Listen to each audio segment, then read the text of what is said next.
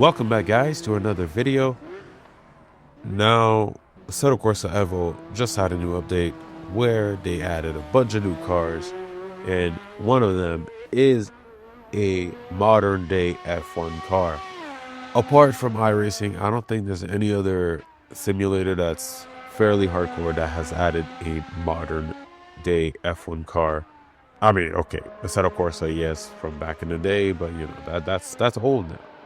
But in Assetto Corsa, the regular game, we've had mods, many mods adding F1 cars that are current day, you know, from the years that have gone on. And some of them have been pretty good, some of them not so good.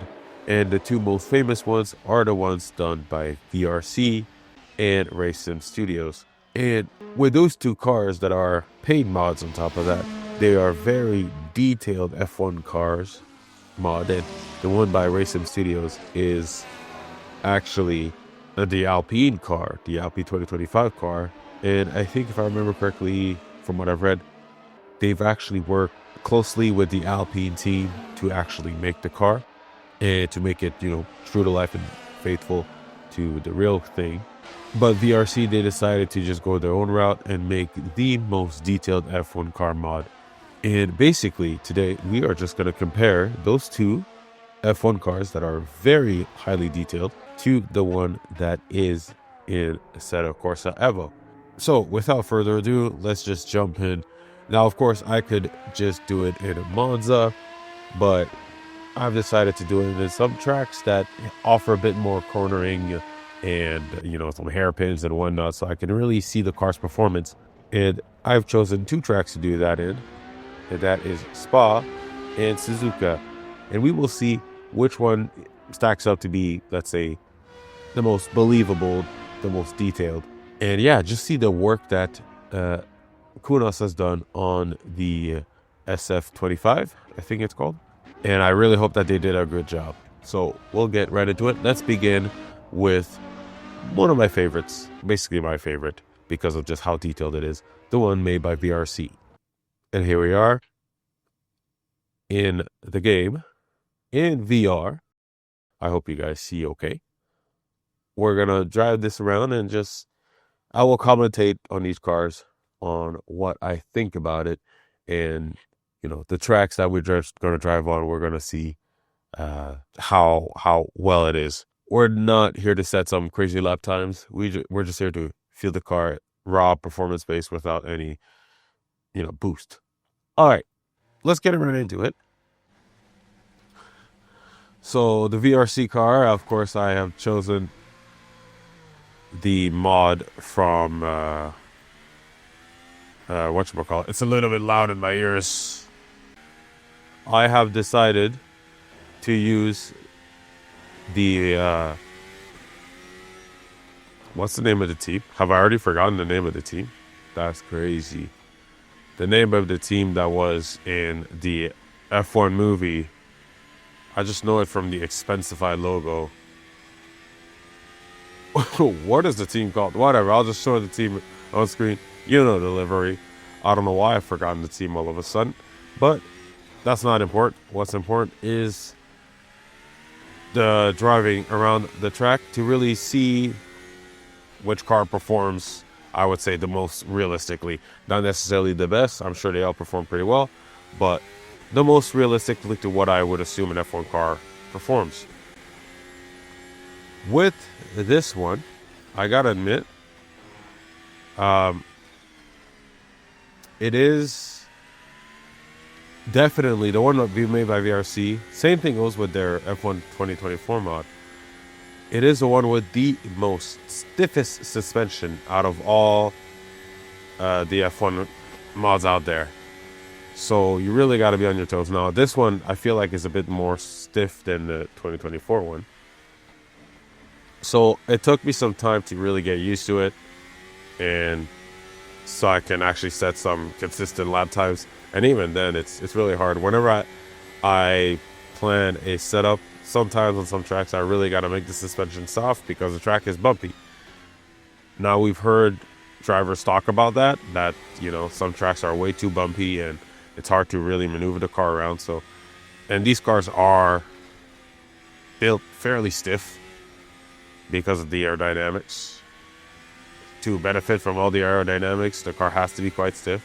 And they don't have any springs. They have torsion bars. So it makes sense that we're not going to see crazy suspension movement like what we see on a regular race, on another type of race car, or even on your regular road cars. But there are times where I feel like the suspension on this is sometimes a little bit too stiff. But overall, this mod is very, very detailed, very nice. I really appreciate the work that VRC has done on the car, because not only with the different engine sounds, all the little itty bitty details that you can do on the car, it just feels good. And right there in Suzuka, I'm gonna be honest, the car feels planted and very sharp. Like as soon as you turn the wheel, the car goes. On the slow speeds, it's somewhat sluggish, but still very sharp. Like if I just do this, as soon as you turn the wheel, point and shoot. It's very point and shoot. And that's basically what I would assume an F1 car to be. So it's a very well done mod in my point of view. And I've done many, many laps, many kilometers with this car, in the thousands already, because it is just a joy to drive, and just how detailed it is. When you really get the hang of it, it's just so fun. I just wish the AI in Assetto Corsa was actually raceable, because if that was the car relatively somewhat that you would see in the F1 games, I would have a blast. Now, there are some downsides to this car. Because of how realistic it is, I mean, what I assume to be realistic, it is quite tricky. And the tires are a bit nervous at times. You really got to be on top of things. You got to drive this car like it's on rails. If you go wrong, I mean, it can be very costly if you push too hard. The car is sensitive. And at times, it's a bit more oversteery. With this headset pressing down on my nose, my goodness, I feel like I sound congested. But yeah, now that's enough laps with this car on this track. Let's jump into the Alpine to compare just how good it is. But before we jump into that, I forgot I didn't even finish my point. You can oversteer the car quite easily on power in this, so you gotta be very gentle on power. In fact, at times I feel like you gotta be a little too gentle on power compared to what I see in real life. But maybe it's just me.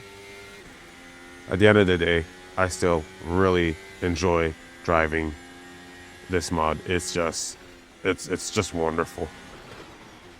So we will jump into the Alpine. It's Suzuka. I'll see you guys there, and we will compare. Okay, so here we are with the Alpine. Mod made by Race Sim Studios, RSS. Oh, okay, as I go off track. Very nice.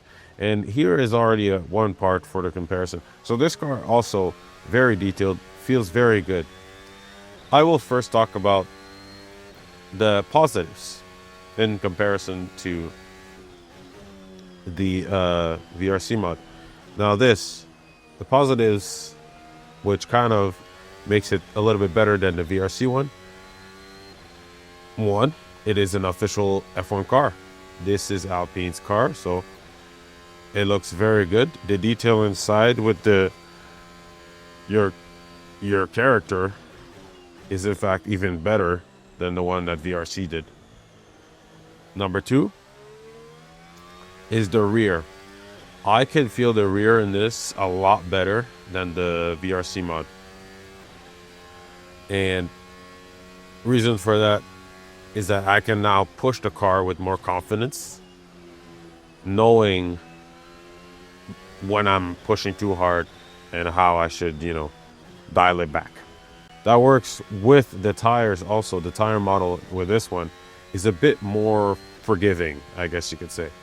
You're allowed to overstep on the tires just a little bit more than the one in VRC before the car completely spits you out.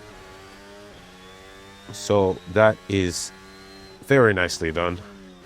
I don't know. I mean, it's both nicely detailed with the VRC one in terms of like ERS mapping and engine maps and all that stuff. Now, some parts of the physics, or maybe not the physics, but the setups, is a bit more simplified in comparison to the VRC one. But that's not exactly a downside. It's just the way it's made. At the end of the day, the car handles very nicely and feels like an F1 car. Oh yeah, another positive is the suspension. Suspension feels much more softer. Still feels crazy stiff, but a lot softer than the VRC one. Now, some negatives. Now, this is maybe just setup, but it's kind of like one negative. Actually, there's two. The car feels, I would say, closer to real life, but at the same time, it feels like, is the real car really that easy to get a handle of? I mean, I would assume. I don't think the engineers will try to make their car that's difficult to handle because you won't be winning races. This is the Alpine, though, that we're talking about. So not exactly the Red Bull or the McLaren or even the Mercedes. So the car feels safe. And by safe, I mean it's quite understeery in comparison to the VRC one. It's lazy in the front. Now, this may be due to the setup, the default setup. And I would just need to tweak the front wings and maybe the toe angle. And then the car will be a bit more punchy.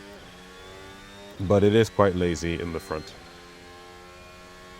Other than that, a very good car. In fact, a great car. And feels like I'm driving an F1 car as well. It's just a little bit different than the VRC one, but not bad. I can't say that it's bad because I'm pretty sure if I stiffen up the suspension and do some other tweaks, I can make it feel very close to the VRC one. It's just a question of default setups. But I really enjoy this, and on top of the fact, with the Assetto Corsa force feedback, it's nice and smooth, detailed, not overly exaggerated. It's just very well done. I want to check another thing because since I'm in VR. Oh yeah, one other thing that I want to mention. This car is so easy to put into anti-stall in comparison to the VRC. The stalling feature in the VRC one is much more forgiving. But anyways, let's hop out of this car and look at it from the outside. Okay, I'm kind of like a bit sunken into the ground, but that's okay. That's a nice head. So, by looking at the car, just walking around calmly, like, look at the detail. What's inside? Nothing's inside. I'm bumping into something else in my house. But look at the detail. It just looks so good. But just looking at the car. Wow. The details on the tires, the frame, model, and everything. Like, it is crazy. I should have done the same. Feels quite nice between the two cars. Again, like I said, this is more on the lazy side in comparison. But the tires are more forgiving. VRC is more punchy, but the tires are more precise. The suspension here is much softer. Like, you can see the suspension movement. But on the VRC one, oh, and here I go off. Anyways, on the VRC one, it's like the suspension is glued. Now, I do wonder if this has, am I gonna beach it? I do wonder if this has a tire model that flexes. I don't think I'll be able to spot that from here. I'll see you guys in Spa. Okay, so here we are in beautiful Spa. Let's get out of the car and then see how it looks like from the outside. So the tires compared to the VRC one are quite different, and they actually get worn down and dirtied and all that stuff. So that's beautiful. Nice head. And this is obviously their model, just on their own vision. So that's why I chose the Apex GP. That's the name of the team, Apex GP car, because I'm like, you know what? This is not a model of any car that we have. So look at that. We're in beautiful Spa. Looking down. Oh my goodness, the elevation. The elevation is actually wild. But anyways, on to Spa, and let's talk more about the performance of the car. This time on softs. Like I said, in this comparison versus the Alpine, the RSS car, this is so much more punchy. But also the rear, because since the rear is quite what's the word I'm looking for, the rear is just quite nervous. You got to be gentle with this car, and when the tires start getting worn, the rear gets even worse, and you really got to be careful.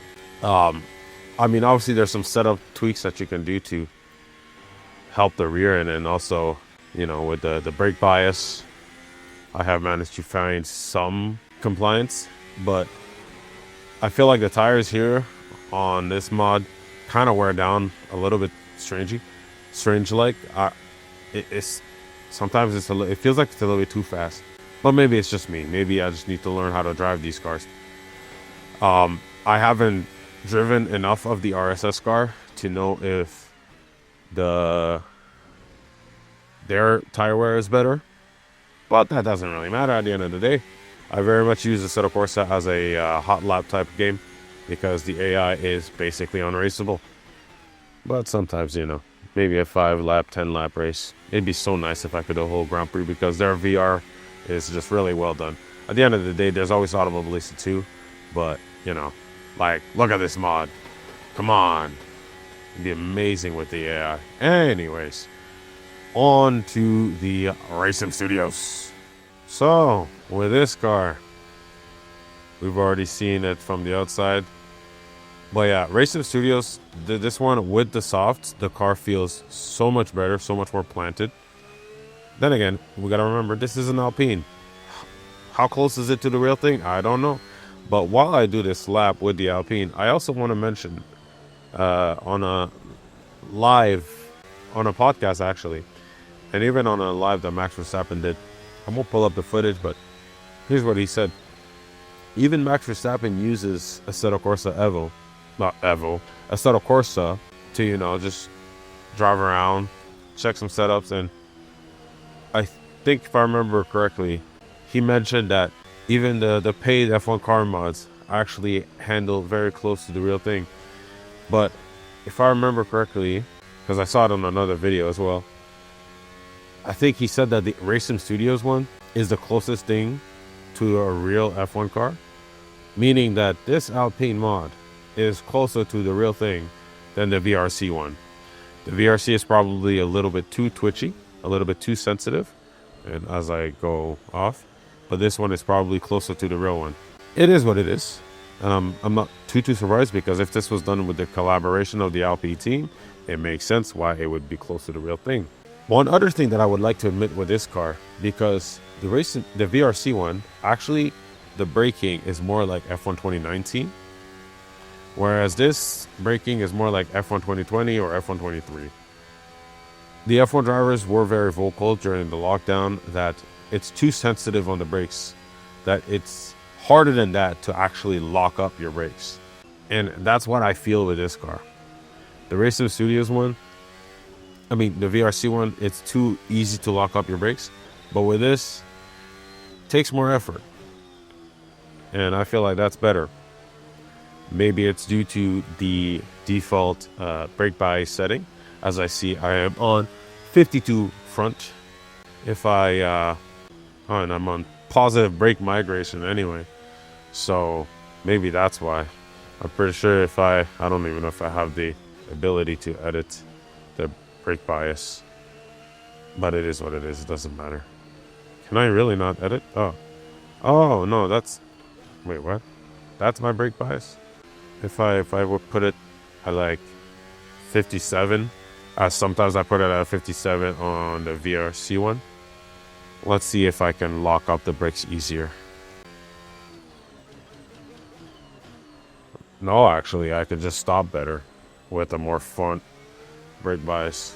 Oh yeah, actually I already mentioned that the power delivery on, oh, there's a lockup, on the VRC one is a little bit too sensitive. This is a bit more relaxed, which I would assume is more realistic because, again, though those cars have a lot of power, there's still a computer inside that the teams can tweak so that the power delivery doesn't go all at once and that it's nice and measured with the revs. So yes, V6 engines revving all the way up to 12,000 RPM. Very nice. And with that being said, I think it's time we enter the big comparison with the car, the Ferrari, in Assetto Corsa EVO. So I'll see you guys there in Assetto Corsa EVO. Alright, and here we are now in Assetto Corsa EVO with the SF25. And honestly, right away, what I noticed, it's nice that they've added the game. It's nice that they've added this to the game, but I have a problem. Maybe this is just maybe a me issue. It's a skill issue. That, well, it's not exactly like great for me in terms of the force feedback still. And on top of that, the VR is just not that great in this game, but it's in early access. There's still time. But anyways, this one, in comparison to the VRC and the Alpine, some YouTubers are saying this is a great addition, feels great, blah, blah, blah. I have noticed that already while doing my lap here, that reaching 300 kilometers an hour for some reason in this car is hard. There seems to be a lack of power, and even using the overtake seems to not be doing anything, or very little. And another thing that I noticed right away is that the revs on the actual wheel compared to the revs on the game don't match, because in this game the car can rev up all the way up to 14,000 RPM. That doesn't make sense. So although it's nice that they've added it, it's quite obvious and clear to see that in terms of detail compared to the VRC and the RSS, it's just not on the same level. Those F1 cars took months, maybe, yeah, close to a year to make, and it's with a lot of effort and passion just to make one car, to add this much detail into it, and on top of the fact the force feedback in Assetto Corsa. So if I had to compare this car to the VRC one and the Racing Studios, I'd say they're actually better. This car has a naturally heavy feel, but I wouldn't say that this car is unrealistic. It is nowhere near close to the F125 cars, and it's easily better than even F123 because the cars are punchy. Oop. I gotta be careful. Wait a second. Is it just me? Have I been bugging this whole time? Because I see that my battery is like at 0, it shows. Let me try that. No deploy. I don't think I've set up the recharge amount. But let's try that. Let's just do a lap, and then we'll have very little deploy to see if the car actually reaches the speeds that it should be reaching. But anyways, besides that, force feedback is not horrible.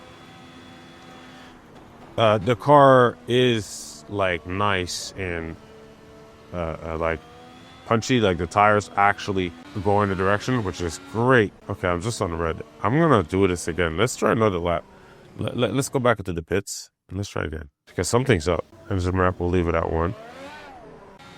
Okay, it's still lowering my battery, but this time let's try DRS. No, the car is still struggling hard. Anyways, so that's something that they need to fix, and to make it clear as well, like when you're on the setup screen, because what VRC and even Racing Studios, virtual racing cars, Racing Studios, what they were able to accomplish is very nice, very easy to understand. This, they need to just work on it to make it, on the setup screen, easy to understand as well. Basically, just follow their lead. But besides that, there are some positives in this. Because the car, just like an F1 car, generates a buttload of downforce. Don't abuse the car because it will punish you. Don't abuse the tires. But you can definitely push for this car because the faster you go, the more downforce you got. And in VR, it just looks nice. I mean, it's the Ferrari, for crying out loud, so it's nice. I cannot be mad about that. So, with that being said, which car actually is the best? It doesn't matter. It really doesn't matter. I do prefer the VRC, although the RSS actually is possibly closer to the real thing. This one is a nice addition, and obviously there's going to be tweaks to make it better, I hope. But right now, the car handles nicely. Handles like an F1 car. I can't be mad at it, honestly. It's nice that they've added it into the game. Officially licensed for F1 car in the simulator. So yeah, VRC is obviously the most complex. The RSS is second place. This one is very basic, even on the setup screen. But yeah, no, I can still find myself enjoying this. Maybe it's a me thing. Maybe I messed up something. Reason why I can't reach 300. I don't know. But I actually want to try Suzuka. And here we are in Suzuka. Now, the VR in this game is very reminiscent of Assetto Corsa Competizione in the early days with Unreal Engine in VR. It is just not good. A lot of optimization needed.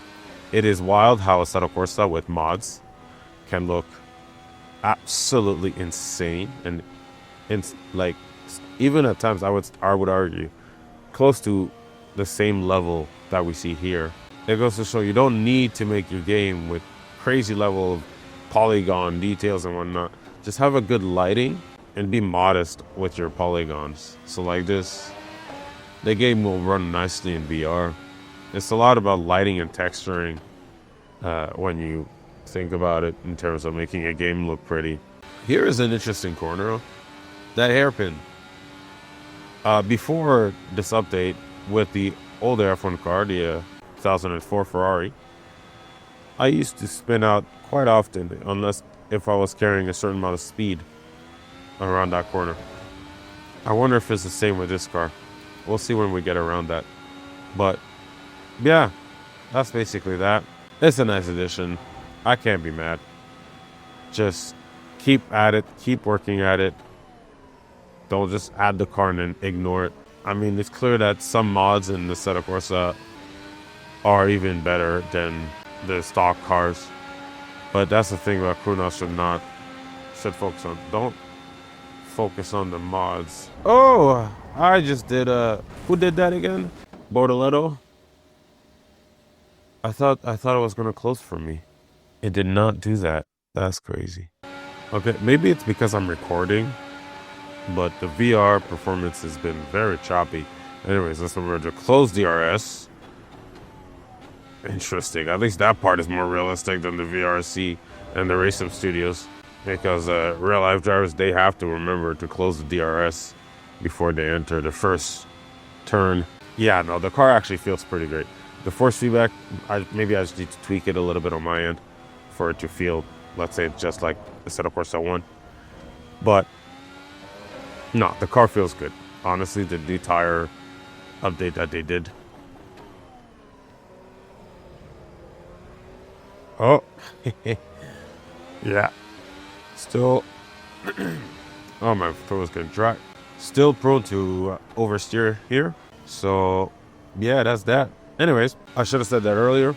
But if you like this video, you want to see some more, don't forget to like, subscribe, show your support. Let's have a discussion on in the comments below about what you guys think about this car and your hopes for Assetto Corsa EVO in the future.